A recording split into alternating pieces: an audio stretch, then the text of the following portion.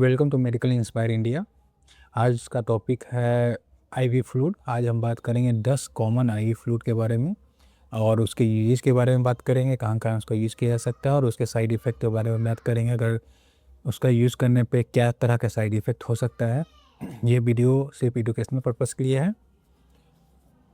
तो शुरू करते हैं। सबसे पहला जो है वो है नॉर्मल सलाइन, जो 0.95% NaCl होता है। उसका मोस्टली यूज डिहाइड्रेशन में होता है। डिहाइड्रेशन मतलब पेशेंट में अगर पानी की कमी हो, बॉडी में फ्लूइड का लॉस होता है, तो उस केस में इसका यूज़ किया जाता है। हाइपोवोलेमिया में यूज़ किया जाता है। हाइपोवोलेमिया क्या होता है? ये एक तरह का क्रिटिकल कंडीशन होता है जिसमें ब्लड का सर्कुलेशन जो है और ब्लड का फ्लूइड वॉल्यूम जो होता है वो ख़राब होने के कारण ब्लड में से सही से शरीर के ऑर्गन में सही तरह से नहीं पहुंच पाता, जिस कारण से हार्ट रेट हाई होता है, ब्लड प्रेशर लो हो जाता है, चक्कर भी आ सकता है। से कॉमन कॉजेज़ जो होते हैं वो ब्रेन हैमरेज होते हैं। ब्रेन हैमरेज या किसी भी तरह के नॉर्मल हैमरेज या एक्सीडेंट के बाद हो सकता है, या सीवियर वोमिटिंग या डायरिया हो उस कारण भी हो सकता है। इस कारण तो इस केस में इसका यूज़ किया जाता है। उसके बाद नेक्स्ट है ड्रग डाइल्यूशन। बहुत सारे ऐसे ड्रग होते हैं जो काफ़ी हाई पावर में होते हैं, डायरेक्ट उसको नस में नहीं चढ़ाया जा सकता है। इसलिए उस केस में क्या किया जाता है कि सलाइन में उस इंजेक्शन को मिला दिया जाता है और धीरे धीरे डाइल्यूट करके उसको चढ़ाया जाता है। उससे साइड इफ़ेक्ट क्या हो जाता है? उससे साइड इफ़ेक्ट सबसे पहले फ्लूइड ओवरलोड। शरीर में बहुत ज़्यादा फ्लूइड चढ़ने के कारण क्या हो सकता है? शरीर में थोड़ा स्वेलिंग आ सकता है और पूरा शरीर के कोई भी हिस्सा में आपको फूल सकता है। और दूसरा इडिमा है, अगर ज़्यादा चढ़ने के कारण हाथ पैर में सूजन आ जा सकता है। उसके बाद हाइपरनेट्रेमिया। हाइपोनेट्रेमिया में क्या होता है? आपको सोडियम कंसंट्रेशन शरीर में जो है ना 145 MEq पर लीटर से ज़्यादा हो जाता है अगर इसको बहुत ज़्यादा मात्रा में चढ़ाया जाए। तो ये सब इसके साइड इफ़ेक्ट हैं। और नेक्स्ट हम बात करेंगे रिंगल लैक्टेज, जिसको शॉर्ट फॉर्म में RL बोला जाता है। इसका यूजेज जो है बर्न के केस में किया जाता है। जो भी पेशेंट आग से अगर जेल हो जाता है उस केस में रिंगल लैक्टेज का यूज़ किया जाता है।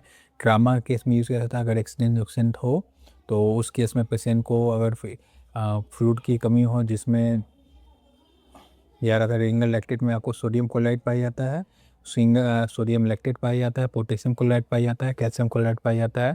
जो एक्सीडेंट होने के बाद या ट्रामा किसी तरह का होने के बाद चढ़ाने पर शरीर को काफ़ी हेल्पफुल लगता है, इस कारण उसके इसमें चढ़ाया जाता है। सर्जरी के थ्रू चढ़ाया जाता है। सर्जरी के कारण कभी कभी ब्लड नॉन लो होने लगता है, उस केस में भी डॉक्टर इसको चढ़ाते हैं कि ब्लड प्रेशर थोड़ा हाई हो। तो साइड इफ़ेक्ट है फ्लूइड ओवरलोड, वही बहुत ज़्यादा चढ़ जाने के बाद थोड़ा स्वेलिंग शरीर में आ जाना, ये भी नॉर्मल है। और इसमें क्या है कि कई सारा चीज़ sodium chloride, sodium lactate, sodium chloride और कैल्शियम क्लोराइड पाई जाती है। इस कारण ज़्यादा चढ़ने पे आपको इलेक्ट्रोलाइट इम्बैलेंस भी हो जाता है, इसलिए इसके ये साइड इफ़ेक्ट है। बड़े ध्यान से इसको चढ़ाना चाहिए। और नेक्स्ट हम बात करते हैं डेस्टोस 5% के बारे में, इसको D5 के नाम से भी लोग कहते हैं। इसका यूज़ मोस्टली हाइपोग्लाइसेमिया में किया जाता है। अब हाइपोग्लाइसेमिया क्या होता है? हाइपोग्लाइसेमिया का मतलब आपका ब्लड शुगर है ना 70 mg/dl से कम मात्रा में हो और ब्लड जांच कराते हो तो उसको हाइपोग्लाइसेमिया बोला जाता है। उस केस में डेस्टोस 5% का यूज़ किया जाता है। दूसरा केस एनर्जी से, उसमें किसी को काफ़ी वीकनेस महसूस हो रहा है तो ये एक तरह का ग्लूकोज हुआ, तो उस केस में भी आपको एनर्जी सोर्स काफ़ी अच्छा देता है। तो वीकनेस में भी इसका यूज़ किया जाता है, जो शरीर में एनर्जी फील हो। माइल्ड डिहाइड्रेशन, हल्का मल्का डिहाइड्रेशन भी हो उस केस में यूज़ किया जाता है, जो साथ में ताकत भी आ जाए और पानी की कमी हो पूरा भी हो जाए। तो साइड इफेक्ट क्या है? हाइपरग्लाइसेमिया, वही सेम हाइपोग्लाइसेमिया का उल्टा हो गया। आपको चढ़ाया जाता है, ग्लूकोज कम होता है इसलिए, लेकिन अगर बहुत ही ज़्यादा आप चढ़ा दोगे तो हाइपरग्लाइसेमिया हो जाएगा, ग्लूकोज का बहुत हाई हो जाएगा, ये साइड इफेक्ट है। और फ्लूइड ओवरलोड हो जाता है, मतलब ब्लड शरीर में आप ज़्यादा सलाइन चढ़ा दोगे तो देह फूल जाएगा, जो ऑलमोस्ट हर सलाइन में साइड इफेक्ट पाया जाता है, वो इसमें भी होगा। उसमें नेक्स्ट हम लोग बात करते हैं डेक्सट्रोज 3% पे। इसमें सीवियर हाइपोग्लाइसेमिया के केस में यूज़ किया था। मान लीजिए किसी का ग्लूकोज 20-30 चला गया हो किसी भी कारण से, मान लो कि कोई भी आप ग्लूकोज की शुगर की दवाई खा लिया हो गलती से, इस कारण उसका ग्लूकोज लेवल बहुत ही ज़्यादा 10-20 mg/dl हो गया हो, उस केस में 230% का यूज़ किया जाता है। या बहुत ही क्या कहते हैं हाई ट्रामा से गुजरा हो, एक्सीडेंट बहुत सीरियस हो गया हो, उस केस में ब्लड लॉस और काफ़ी वीकनेस फील हो रहा है, उस केस में डेक्सट्रोज 10% स्लोली चलाया जाता है, जो शरीर में ग्लूकोज मेंटेन रहे और एनर्जी भी सप्लाई हो जाए उसके इसके लिए चला जाता है। तो साइड इफ़ेक्ट है हाइपरग्लाइसेमिया, यही ग्लूकोज लेवल हाई हो सकता है। और वेन इरिटेशन, वेन इरिटेशन मतलब हो गया कि आपको वेन में इचिंग आ सकता है, खुजली हो सकता है, लालपन आ सकता है और दर्द हो सकता है अगर ब्लड थोड़ा थोड़ा ज़्यादा इसमें चढ़े तो ये इसके साइड इफ़ेक्ट हैं। अब नेक्स्ट हम बात करते हैं डेस्टोस 25%।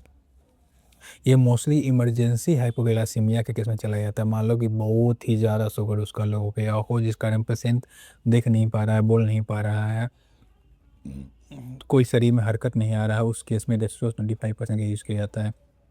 साइड इफ़ेक्ट यही है, वेन इरिटेशन, वेन में इरिटेट हो सकता है, खुजली, इचिंग, रेडनेस आ सकता है।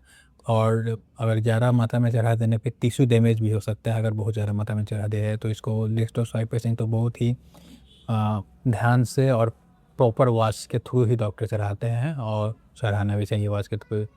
उसके डेस्टोस 50% का बात करते हैं, ये मोस्टली 100 ही में पाया जाता है और ये आपको बहुत ही सीरियस से सीरियस हाइपोग्लाइसेमिया में यूज़ किया जाता है और इमरजेंसी ट्रीटमेंट ही एक तरह का, समझिए कि इमरजेंसी पेशेंट है उसी केस में ही इसका डेस्को 50% का यूज़ किया जाता है। इसका साइड इफ़ेक्ट भी हाइपरग्लाइसेमिया ही है। और प्लेबिटिस से, प्लेबिटिस क्या होता है? प्लेबिटिस वो होता है कि मान लो कि आपको वेन सब जो होता है ना उस समय सूजन आ जाता है, बहुत ज़्यादा सुना जाता है, जिस कारण पेन भी होने लगता है। और मोस्ट ऑफ द केस में फ्लेबिटिस क्या होता है, आपको पैर जो जांग होते हैं, जांग के नसों में हो जाता है, जांग के नस सवेरे में लाल लाल हो जाएंगे, फूल जाएंगे, सूजन आ जाता है। तो इसकी यही साइड इफ़ेक्ट है। अब हम बात करते हैं हाफ नॉर्मल सलाइन के बारे में, जो 0.45% NaCl होता है।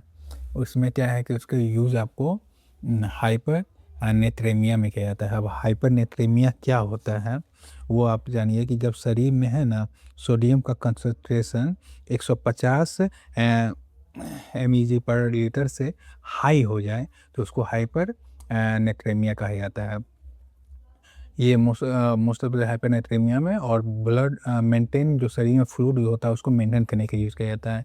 ये साइड इफ़ेक्ट यही है कि इसमें हाइपोनेथ्रेमिया हो जाता है। उसी हाइपोनेथ्रेमिया क्या होता है, जब शरीर में 145 mg/dl जो होता है उससे शरीर में लो हो जाए तो उसको हाइपोनेथ्रेमिया कहा जाता है। इसको आप उसका ओवर यूज़ करने पे शरीर में स्वेलिंग भी आ सकता है, इसलिए फुल ओवरलोड भी इसका साइड इफ़ेक्ट है। अब हम नेक्स्ट बात करते हैं डेस्ट्रोज नॉर्मल सलाइन, जिसको शॉर्ट फॉर्म में DNS कहा जाता है। इसका यूजेस के बारे में बात करें तो इसका यूजेस है डिहाइड्रेशन विथ एनर्जी नीडेड। किसी पेशेंट को अगर पानी के शरीर में कमी है या साथ में एनर्जी भी लो काफ़ी फील कर रहा है, उस केस में इसका यूज़ किया जाता है। और या फिर और पोस्ट सर्जरी फ्लूइड भी है, अगर सर्जरी होने के बाद पेशेंट को डिहाइड्रेशन की कमी ना हो और एनर्जी की कमी ना हो, उस केस में DNS का यूज़ किया जाता है। साइड इफ़ेक्ट है हाइपरग्लाइसेमिया, ये क्योंकि इसमें ग्लूकोज पाया जाता है और डेक्सट्रोज होता है, इस कारण अगर ज़्यादा मात्रा में चढ़े तो ब्लड शुगर स्पाइक कर जाएगा, तो ग्लूकोज लेवल बहुत हाई हो जाएगा और फ्लूइड ओवरलोड मतलब बहुत ही ज़्यादा मात्रा में आप चढ़ा देने पे देह में स्वेलिंग भी आ सकता है।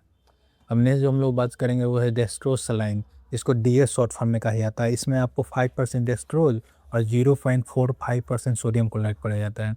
ये मोस्टली आपको माइल्ड डिहाइड्रेशन होता है उसमें और एनर्जी के लिए यूज़ किया जाता है। बहुत ही नॉर्मल है ये चीज़ें है, इसमें नॉर्मल ही चीज़ में इसको यूज़ किया जाता है। साइड इफ़ेक्ट आपको इलेक्ट्रोड इम्बैलेंस ही होता है।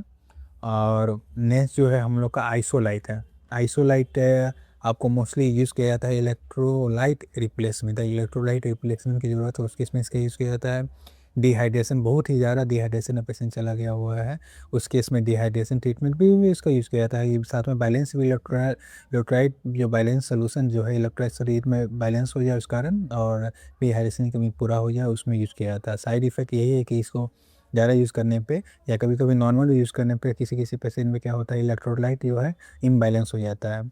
तो वही एक प्रॉब्लम है इसका। और बहुत ही ज़्यादा सलाइन आप चढ़ा लोगे तो फ्लूइड ओवरलोड हो जाएगा, डिहाइड्रोफिलिंग हो जाएगी। ये ऑलमोस्ट जितने भी सलाइन होते हैं कोई भी ज़्यादा चढ़ाने में फ्लूइड ओवरलोड का साइड इफ़ेक्ट आता ही है। तो यही रही आज का हमारा टॉपिक। इस तरह का वीडियो आगे भविष्य में भी आएगा, इसलिए इस तरह का वीडियो देखने के लिए चैनल को सब्सक्राइब करें और शेयर करें अगर वीडियो पसंद आया हो तो।